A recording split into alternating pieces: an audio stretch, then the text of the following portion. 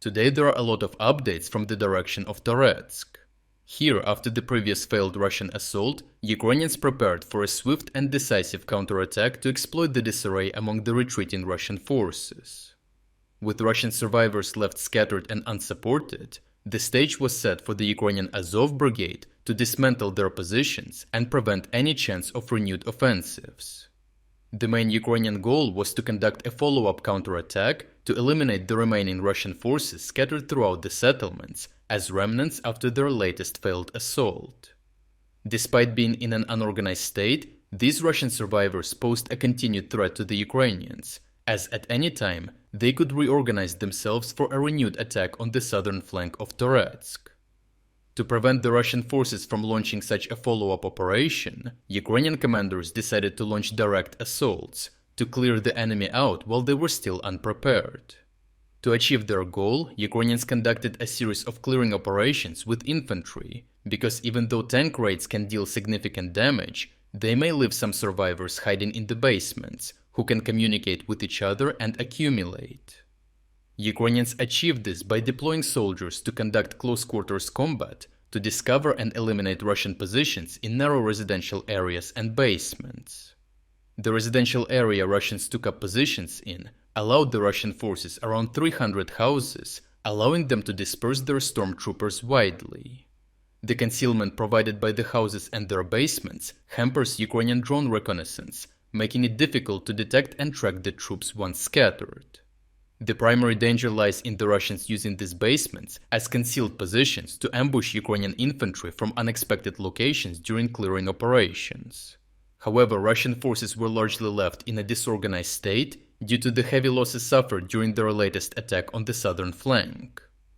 With the Ukrainians deploying skilled sniper teams to deny the Russians free movement in between the houses, Russian soldiers knew that venturing into the open would almost certainly result in death. The suppression and disarray of the Russian forces allowed the Ukrainians to establish effective fire control over the area, with Ukrainian snipers and drone operators systematically eliminating any Russian soldiers who exposed themselves out in the open, picking them off one by one. This enabled the Ukrainian 12th Special Purpose Brigade Azov to launch well-coordinated counterattacks toward Nelipivka, deploying infantry squads to target isolated Russian units entrenched in houses and basements. Combat footage highlights the elite brigade soldiers' methodical approach, advancing cautiously to neutralize Russian positions. They effectively suppressed and disoriented the Russian defenders by throwing hand grenades into the basements and buildings they were hiding in, creating opportunities to breach their strongholds.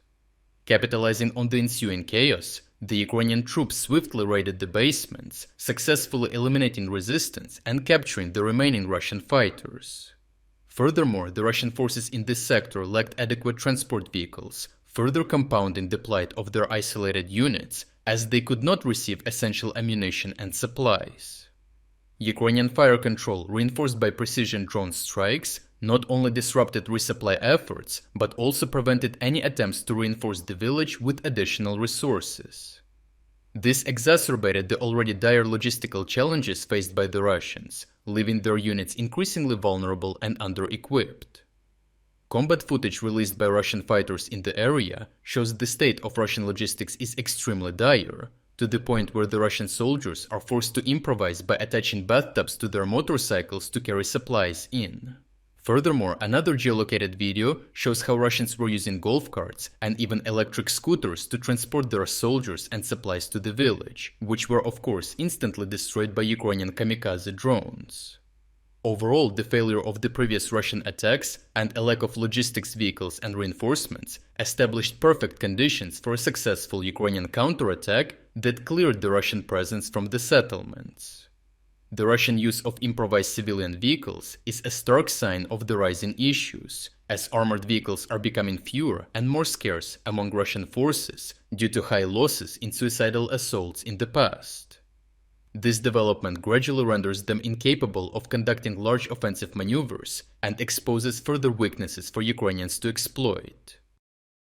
Lastly, in appreciation of your unwavering support, we have launched significant New Year sale on our own independent news website. This is your last chance to get a 40% discount on our exclusive strategic insights, overviews of all fronts, and tactical analysis videos. If you wanted to support my work but never got a chance, now is an ideal opportunity to make a purchase. Check out the link in the description to take advantage of the sale and subscribe to our newly launched independent news website.